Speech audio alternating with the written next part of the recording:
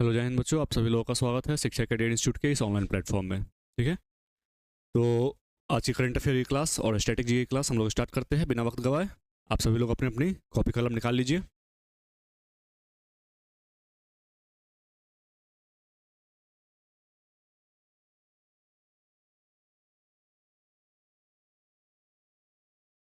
शुरू करते हैं। पहले प्रश्न पे आइए। नौवां एशिया आर्थिक वार्ता का आयोजन कहाँ किया गया है? प्रश्न क्या है? नौवां एशिया आर्थिक वार्ता का आयोजन कहाँ किया गया है? ऑप्शन है पुणे, बेंगलुरु, चेन्नई, गांधीनगर। ठीक है, प्रश्न क्या है? नौवां एशिया आर्थिक वार्ता का आयोजन कहाँ किया गया है? ठीक है, हेडिंग बना लीजिए आप लोग। नौवां एशियाई आर्थिक वार्ता, इसका आयोजन कहाँ हुआ है? तो इसका आयोजन पुणे में हुआ है। ठीक है, इसका आयोजन पुणे में हुआ है। पहली चीज लिखनी है। दूसरी चीज लिखनी है क्रम की, नौवां क्रम था। ठीक है, दो चीज आपके एग्जाम के पॉइंट ऑफ व्यू से करंट अफेयर के लिए इंपॉर्टेंट है इसमें, इस क्वेश्चन में, कि क्रम कौन सा था? तो नौवां क्रम था। और इसका आयोजन कहाँ हुआ है? तो महाराष्ट्र के पुणे में हुआ है। महाराष्ट्र के पुणे में हुआ है। क्लियर? आइए विस्तार पूर्वक देखते हैं। एशियाई आर्थिक वार्ता का 9वां संस्करण महाराष्ट्र के पुणे में आयोजित किया जाएगा। यह आयोजन किया क्यों जाता है? तो कृत्रिम एआई तथा स्वचालन सहित भू अर्थशास्त्र में प्रमुख समकालीन विषयों और वैश्विक अर्थव्यवस्था पर जलवायु परिवर्तन के प्रभाव पर चर्चा की जाएगी। मतलब जो अर्थव्यवस्था को प्रभावित करने वाले जितने भी कारक होते हैं, ठीक है, या अर्थव्यवस्था की वजह से, आर्थिक क्रियाओं की वजह से जिन जिन चीज़ों पर प्रभाव पड़ रहा है, उसके लिए, उसको सही करने के लिए, ठीक है, उसको प्रमोट करने के लिए, उसको डेवलप करने के लिए, ठीक है, उन चीज़ों पर विचार विमर्श करने के लिए, आर्थिक क्षेत्र में आप एआई का प्रयोग, जलवायु क्षेत्र में आप इनका प्रयोग किस प्रकार से कर सकते हैं, इन चीज़ों के लिए इस बैठक का आयोजन आपको किया गया था महाराष्ट्र के पुणे में। एग्जाम के पॉइंट ऑफ व्यू से हमारा ये इंपॉर्टेंट उतना नहीं है। पीटी के पॉइंट ऑफ व्यू से एग्जाम में पूछेगा क्या? बहुत से बहुत पूछेगा, तो इसका आयोजन कहाँ किया गया था, बस ये पूछेगा। तो आपको भी बस उतना ही ध्यान रखना है, दिमाग में ज़्यादा कुछ नहीं भरना है। ठीक है, पुणे के बारे में देखें तो महाराष्ट्र का एक शहर है। पहला चीज तो आपने क्या लिखा? इसका आयोजन पुणे में हुआ। दूसरी चीज आपने क्या लिखी? क्रम कौन सा था? नौवां क्रम था। स्टैटिक के पॉइंट ऑफ व्यू से लिख लीजिएगा पुणे कहाँ है, तो पुणे महाराष्ट्र में है। ठीक है, महाराष्ट्र का दूसरा सबसे बड़ा शहर है। ठीक है, महाराष्ट्र का दूसरा सबसे बड़ा महाराष्ट्र का दूसरा सबसे बड़ा शहर है। ठीक है, महाराष्ट्र का सबसे बड़ा शहर आपका मुंबई है। ठीक है, महाराष्ट्र का सबसे बड़ा शहर आपका मुंबई है और दूसरा क्या है? पुणे है। ठीक है, उसके बाद लिखिएगा लोकमान्य तिलक ने 1894 में, ठीक है, गणेश उत्सव, महाराष्ट्र का बहुत फेमस पर्व है गणेश उत्सव। ठीक है, गणेश उत्सव बड़ी धूमधाम से महाराष्ट्र में मनाया जाता है, आप लोगों को भी पता होगा। और इसकी शुरुआत 1894 में की गई थी लोकमान्य तिलक के द्वारा पुणे से ही। ठीक है, लोकमान्य गणेश उत्सव की शुरुआत किसके द्वारा की गई थी? 1894 में लोकमान्य तिलक, लिख लीजिएगा, इतिहास में हम लोग पढ़ेंगे इनके बारे में विस्तार से। लोकमान्य तिलक जी ने आपको गणेश उत्सव की शुरुआत कब की थी? तो 1894 में पुणे से इसकी शुरुआत की गई थी। तो ये सारी चीज़ें आप लोग लिख लीजिएगा। ठीक है, महाराष्ट्र में शुरुआत हुई गणेश उत्सव की 1894 में लोकमान्य तिलक जी के द्वारा। ठीक है, महाराष्ट्र का शहर है पुणे, दूसरा सबसे बड़ा शहर है, पहला सबसे बड़ा शहर मुंबई है। और ये जो आयोजन हुआ है आर्थिक वार्ता आयोजन, इसका आयोजन आपको पुणे में हुआ है। 9वां संस्करण था। ठीक है, अगले प्रश्न पे आते हैं। भारत की किस राज्य सरकार ने गुटखा, निकोटीन, तंबाकू युक्त पान मसालाओं पर प्रतिबंध लगा दिया? ठीक है, गुटखा, निकोटीन, तंबाकू युक्त पान मसाला का उत्पादन नहीं करना है, बिक्री नहीं करना है, भंडारण नहीं करना है, कुछ भी नहीं करना है। और ये निर्णय लिया है झारखंड की सरकार ने। ठीक है, झारखंड की सरकार ने। यहाँ के सीएम कौन है? यहाँ के सीएम है आपको हेमंत सोरेन जी, लिख लीजिएगा, हेमंत सोरेन यहाँ के आपको सीएम है। इन्होंने अभी जस्ट निर्णय लिया है कि ये सारी चीज़ें अब झारखंड में नहीं होगी। देखते हैं इनका इसका पालन कितने अच्छे तरीके से होता है। झारखंड सरकार ने राज्य में निकोटीन और तंबाकू युक्त पान मसालाओं के बिक्री पे, भंडारण पे और उत्पादन पे प्रतिबंध लगा दिया। ठीक है, पहली चीज़ तो आप लोगों ने ये लिख लिया, काम किया किसने है? ठीक है, तो किसने किया है? झारखंड ने किया है। सीएम कौन है झारखंड के? दूसरी चीज़ लिखना है तो हेमंत सोरेन है। ठीक है, हेमंत सोरेन है। उसके बाद लिखिएगा झारखंड राज्य का गठन 2015 नवंबर को हुआ था। ठीक है, बिहार से अलग होकर, ठीक है, बिहार से अलग होकर झारखंड भारत का 28वां राज्य बना था 15 नवंबर 2000 को। ठीक है, उससे पहले झारखंड बिहार का ही हिस्सा हुआ करता था, ठीक है। उसी समय आपको उत्तर प्रदेश से अलग होकर उत्तराखंड बना था, क्लियर। तो 15 नवंबर 2000 को आपको झारखंड का गठन होता है। उसके बाद लिखिएगा कोयला उत्पादन में, ठीक है, कोयला उत्पादन में झारखंड क्या है, नंबर 1 पे है, ठीक है।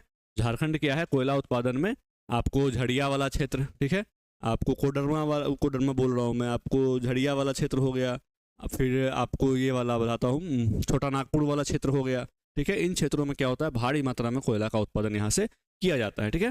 तो कोयला उत्पादन में नंबर 1 पे है, क्लियर। आते हैं अपने अगले प्रश्न पे।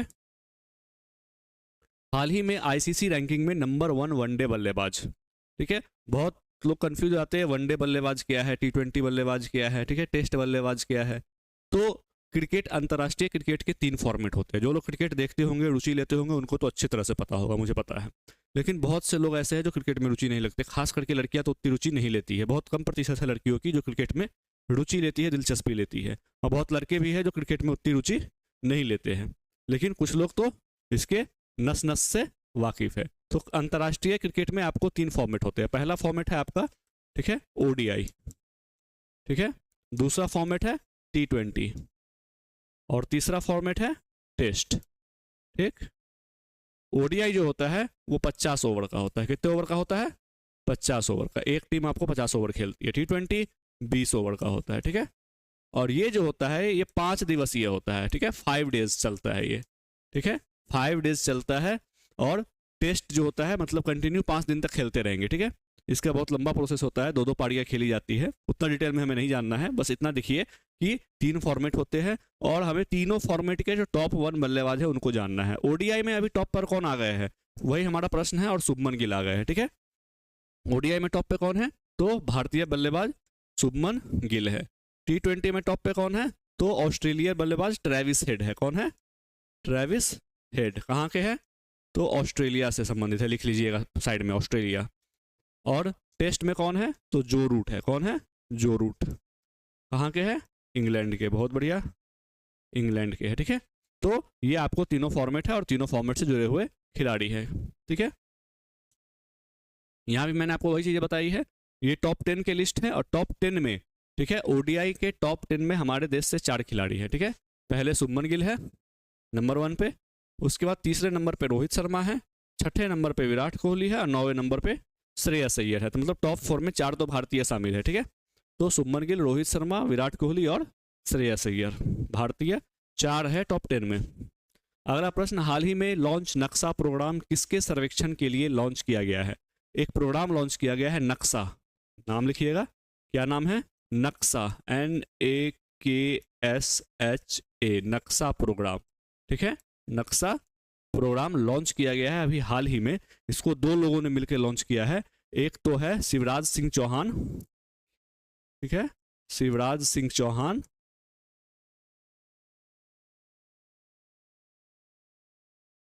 और दूसरे कौन है, एमपी के सीएम मोहन यादव, एमपी के सीएम मोहन यादव जी। इनके द्वारा ये आपको प्रोग्राम लॉन्च किया गया है। और पता है किस चीज़ से संबंधित है, ये है आपको शहरी भूमि के सर्वेक्षण से संबंधित, शहरी भूमि के सर्वेक्षण से संबंधित है आपको ये प्रोग्राम। अभी इन लोगों ने एमपी से ये लॉन्च किया है और इसको पूरे देश में लागू करना है। होता क्या है कि शहरों में आप देखते होंगे बहुत अवैध भूमि है जिस पर आपको अवैध तरीकों से कब्जा किया गया है, या सरकारी भूमि है जिस पर अवैध तरीकों से कब्जा किया गया है, ठीक है। बहुत ऐसे जमीन है जिसका कोई रिकॉर्ड्स नहीं है, बहुत ऐसे खाली जमीन है जिस पे कचरे फेंके जा रहे हैं, बहुत समय से पता नहीं है कि वो है किसका, ठीक है, बहुत विवादित जमीन है।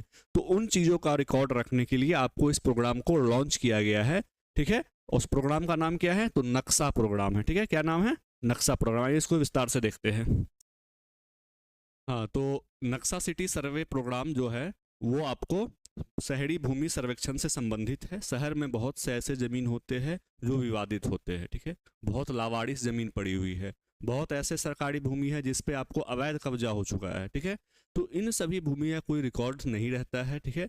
इन पे किसका मालिकाना हक होगा इसका पता नहीं होता है, विवाद बढ़ते हैं। इसीलिए इस प्रोग्राम को शुरू किया गया है आपको 2 लोगों के द्वारा। एक तो केंद्रीय कृषि एवं किसान कल्याण मंत्री हमारे शिवराज सिंह चौहान जी है, वो है, और एमपी के जो सीएम है मोहन यादव जी, उनके द्वारा इस योजना को मध्य प्रदेश से शुरू किया गया है और ये 26 राज्य और 3 केंद्र शासित प्रदेश को कवर करेगा। ठीक है, तो इसमें हमें याद क्या रखना है, मेनली हमें याद रखना है कि नक्शा प्रोग्राम जो है वो किस उद्देश्य से शुरू किया गया है। क्लियर, आगे बढ़ते हैं।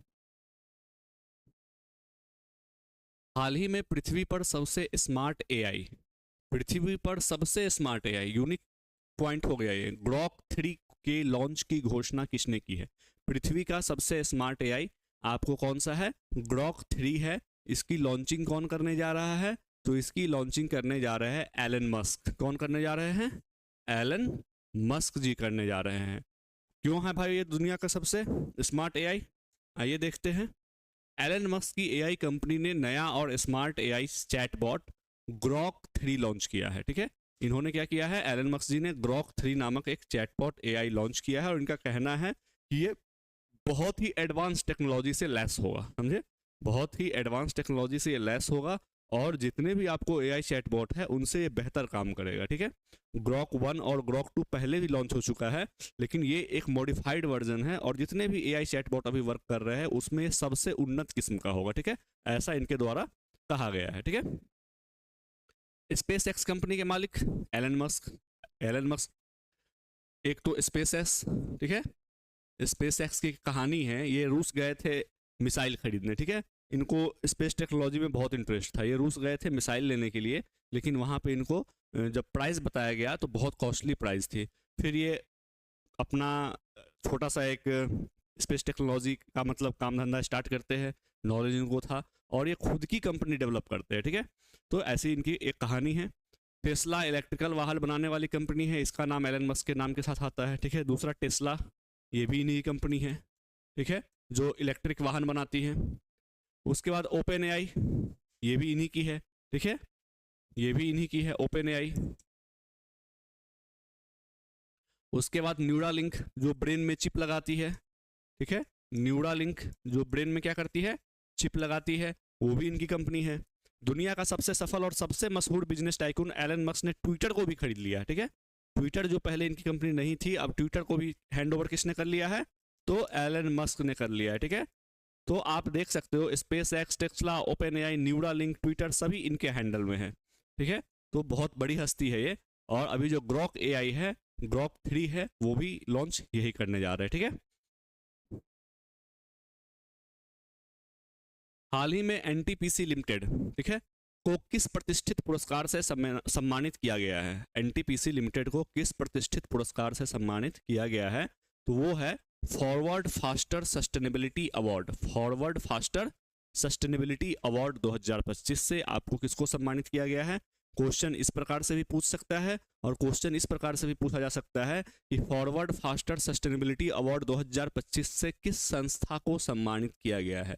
तो किसको किया गया है? तो एनटीपीसी को किया गया है। क्लियर, आइए देखते हैं।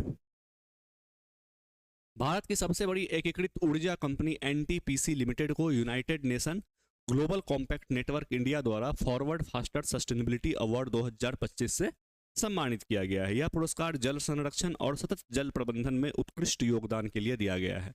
किस लिए दिया गया है? तो एनटीपीसी क्या करती है? बिजली बनाने वाली कंपनी है। जैसे कि आप यहाँ बिहार में देखते होंगे बाढ़ एनटीपीसी है ना, तो बाढ़ एनटीपीसी क्या कर रही है? बिजली बना रही है। तो बिजली बनाने में पानी का बहुत प्रयोग होता है। ठीक है, तो ये जल प्रबंधन में उत्कृष्ट योगदान के लिए ही इसको दिया गया है। ठीक है, जल संरक्षण और जल प्रबंधन में उत्कृष्ट योगदान के लिए ही इसको यह पुरस्कार दिया गया है कि ये जल का, पानी का यूटिलाइजेशन किस प्रकार से कर रहे हैं, इनको बर्बाद नहीं कर रहे हैं, उसका ज़्यादा से ज़्यादा आउटपुट निकाल कर दे रहे हैं। तो इन चीज़ों के लिए आपको एनटीपीसी को इस सम्मान से पुरस्कृत किया गया है। ठीक है, दूसरी चीज़, एनटीपीसी का फुल फॉर्म लिख लीजिएगा। ठीक है, एनटीपीसी का फुल फॉर्म लिख लीजिएगा। क्लियर, क्या है? National thermal power corporation limited. National thermal power corporation limited, NTPC का फुल फॉर्म लिख लीजिए, अक्सर एग्जाम में पूछे जाते हैं। National thermal power corporation limited. ठीक है, स्थापना कब हुई थी? तो स्थापना इसकी हुई थी 1975, ये भी लिख लीजिए, 1975 में इसकी स्थापना हुई थी। 1975 में इसकी स्थापना हुई थी। क्लियर, और इसका हेडक्वार्टर कहाँ है? तो हेडक्वार्टर लिख लीजिएगा, नई दिल्ली में है। ठीक है, हेडक्वार्टर कहाँ है? तो हेडक्वार्टर न्यू दिल्ली में है, ये भी लिख लीजिए। ठीक है। 1975 में इसकी स्थापना होती है। यह एक महारत्न कंपनी है, ये भी लिख नोट नीचे नोट डाउन कर लीजिएगा स्टार बना के, यह एक महारत्न कंपनी है।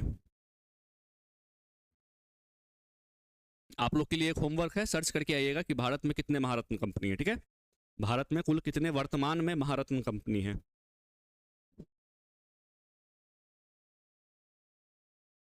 अगला प्रश्न है हमारा, किस संगठन ने मेजराना 1 नामक अपनी पहली क्वांटम कंप्यूटिंग चिप लॉन्च की है। क्या नाम है, मेजराना 1, हेडिंग डालिएगा मेजराना 1। मेजराना 1 नामक एक क्वांटम कंप्यूटिंग चिप है। क्वांटम कंप्यूटिंग चिप का मतलब होता है बहुत हाई पावर का। ठीक है, क्वांटम जब आप पढ़िएगा, क्वांटम फिजिक्स पढ़िएगा, क्वांटम आपको बनाया ही इसलिए गया है कि साइज में बहुत छोटा और पावर में बहुत ज़्यादा हाई। ठीक है, तो क्वांटम कंप्यूटिंग चिप जो है ये बड़े बड़े सुपर कंप्यूटर्स में इसका प्रयोग किया जाता है। ठीक है, और ये चिप का नाम क्या है, मेजराना 1। इसको डेवलप किसने किया है, तो इसको डेवलप किया है माइक्रोसॉफ्ट ने। ठीक है, किसने डेवलप किया है, तो माइक्रोसॉफ्ट ने। लिख लीजिएगा, मेजराना 1 का संबंध किस कंपनी से है, तो माइक्रोसॉफ्ट से। मेजराना 1 है क्या, तो एक क्वांटम कंप्यूटिंग चिप है। एग्जाम में इस प्रकार से भी पूछ देता है, हाल ही में खबरों में रहा मेजराना 1 क्या है, नीचे ऑप्शन दे देगा, एक तूफान, एक कंप्यूटर चिप, एक जानवर की प्रजाति। तो इस प्रकार से आप गलत मत कीजिएगा, पूरी बातों को पढ़िए, सिर्फ वन लाइनर पढ़ने से काम नहीं चलता है। ठीक है, तो मेजराना 1 में 2 चीज़ें लिखिएगा। एक तो पहला लिखिए कि एक प्रकार का कंप्यूटर चिप है, ठीक है, क्वांटम कंप्यूटिंग चिप है, और दूसरा इसको माइक्रोसॉफ्ट के द्वारा डेवलप किया गया है। क्लियर। माइक्रोसॉफ्ट ने क्वांटम कंप्यूटिंग में स्थिरता, गति और व्यवहारिकता को बेहतर बनाने के लिए अपनी पहली क्वांटम कंप्यूटिंग चिप मेजराना 1 का अनावरण किया है। ठीक है, और ये इनका पहला है। ठीक है, तो इसको तो बिल्कुल ही याद रखिएगा, मेजराना 1, ठीक है, को डेवलप किया है। यह चिप मेजराना कणों के एक विदेशी क्वांटम अवस्था का उपयोग करती है, ताकि कंप्यूटर सब जरूरत नहीं है। ठीक है, सत्या नडेला माइक्रोसॉफ्ट के चेयरमैन और मुख्य कार्यकारी अधिकारी है, ये लिख लीजिएगा। ठीक है, आपके सीईओ और हेड कौन है माइक्रोसॉफ्ट के, तो सत्या नडेला। ठीक है, सत्या नडेला जी आपको इसके हेड है। ठीक है, सीईओ है सत्या नडेला, ये लिख लीजिएगा। और मेजराना 1 बनाया किसने है, तो माइक्रोसॉफ्ट ने बनाया है। एक प्रकार का क्वांटम कंप्यूटिंग चिप है। बस ये 3 चीज़ आपको याद रखना है इसमें, और इसके सिवा कुछ नहीं याद रखना है। क्लियर। आगे बढ़ते हैं, अखिल भारतीय ट्रांसजेंडर सम्मेलन 2025 क्या है हेडिंग हमारा, अखिल भारतीय ट्रांसजेंडर सम्मेलन 2025 लिखिएगा। अखिल भारतीय ट्रांसजेंडर सम्मेलन 2025 कहाँ हुआ है, तो अजमेर में हुआ है। कहाँ हुआ है, अजमेर में हुआ है। अजमेर कहाँ है, तो राजस्थान में है। कहाँ है अजमेर, राजस्थान में है, इसको भी लिख लीजिएगा, अजमेर राजस्थान में है। और अखिल भारतीय ट्रांसजेंडर सम्मेलन 2025 का आयोजन आपको अजमेर में हुआ है। अजमेर में पहली बार अखिल भारतीय ट्रांसजेंडर सम्मेलन का आयोजन हुआ है। ठीक है, इसका उद्देश्य पूरे भारत में ट्रांसजेंडर समुदाय द्वारा सामना किए जाने वाले मुद्दों को संबोधित करना है। मतलब जो भी वो प्रॉब्लम फेस कर रही है उनको आपको एक मंच दिया गया है, आइए अपने प्रॉब्लम्स को बतलाइए और किस प्रकार से इसका समाधान निकाला जाए, उसके आपको प्रमोट करने के लिए, उनकी व्यवस्था स्थिति को सही करने के लिए क्या क्या उपाय किए जा सकते हैं, इसके लिए बस आपको इस सम्मेलन का आयोजन किया गया है। और इस सम्मेलन का आयोजन आपको राजस्थान के अजमेर में किया गया है। ठीक है, अजमेर भारत के राजस्थान राज्य का एक प्रमुख और ऐतिहासिक नगर है। ठीक है, कहाँ का है, राजस्थान का है। और 2.5 दिन का झोपड़ा, आप लोग जब इतिहास पढ़ेंगे, मिडाइवल इंडिया पढ़ेंगे, तो कुतुबुद्दीन ऐबक का नाम आता है। ठीक है, गुलाम वंश का शासक था, प्रथम शासक था कुतुबुद्दीन ऐबक। उसने क्या बनवाया था, 2.5 दिन का झोपड़ा। ठीक है, याद लिख लीजिएगा, 2.5 दिन का झोपड़ा किसने बनवाया था, ऐबक ने बनवाया था। ठीक है, ऐबक ने बनवाया था आपको अजमेर में। अजमेर शरीफ या दरगाह अजमेर शरीफ भारत के राजस्थान राज्य के अजमेर नगर में स्थित है। प्रसिद्ध सूफी मोइनुद्दीन चिश्ती की दरगाह। ठीक है, सूफी सिलसिला पढ़ेंगे आप लोग, इतिहास में आप लोग सूफी सिलसिला पढ़ेंगे। ठीक है, वहाँ सबसे पहला नाम आता है सूफी सिलसिला में मोइनुद्दीन चिश्ती का। ठीक है, शेख मोइनुद्दीन चिश्ती का जो दरगाह है, ठीक है, सूफी संत थे। कौन, सूफी संत थे, सूफी संत थे शेख मोइनुद्दीन चिश्ती। ठीक है, शेख मोइनुद्दीन चिश्ती, इसको लिख लीजिएगा, शेख मोइनुद्दीन चिश्ती सूफी संत थे। इनका जो दरगाह है, इनका जो आपको मकबरा है, वो कहाँ है, अजमेर में है। सूफी एक फॉर्म ऑफ डांस है। ठीक है, फॉर्म ऑफ क्या है, आपको डांस है, सूफी नृत्य होता है, वो लोग करते हैं। ठीक है, और आप लोगों ने एक मूवी देखी होगी जोधा अकबर शायद। ठीक है, जोधा अकबर, आप ऋतिक रोशन की मूवी है, उसमें आप लोग देखेंगे एक गाना है ख्वाजा मेरे ख्वाजा, आप लोग देखिएगा, उसमें जो डांस फॉर्म आपको यूज़ किया जा रहा है वो सूफी डांस फॉर्म है, ठीक है। वो डांस फॉर्म जो आपको यूज़ किया जा रहा है वो क्या है, वो सूफी डांस फॉर्म है, ठीक है। तो आपको सूफी संत थे शेख मोइनुद्दीन चिश्ती, इनका दरगाह कहाँ है, इनका मकबरा कहाँ है, अजमेर में है। 2.5 दिन का झोपड़ा आपको किसने बनवाया था, कुतुबुद्दीन ऐबक ने, इसको भी अजमेर में बनवाया था। एग्जाम में ये क्वेश्चन इतना पूछा जाता है कि पूछो मत। 2.5 दिन का झोपड़ा आपको किसने बनवाया था या फिर कहाँ है, ये बहुत पूछा जाता है, ठीक है। और ट्रांसजेंडर जो सम्मेलन हुआ है वो कहाँ हुआ है, तो वो अजमेर में हुआ है। क्लियर। तो यहीं पे हम अपनी क्लास को आज खत्म करते हैं, मिलते हैं कल एक फिर नई क्लास के साथ। तब तक के लिए अपनी पढ़ाई करते रहिए, धन्यवाद।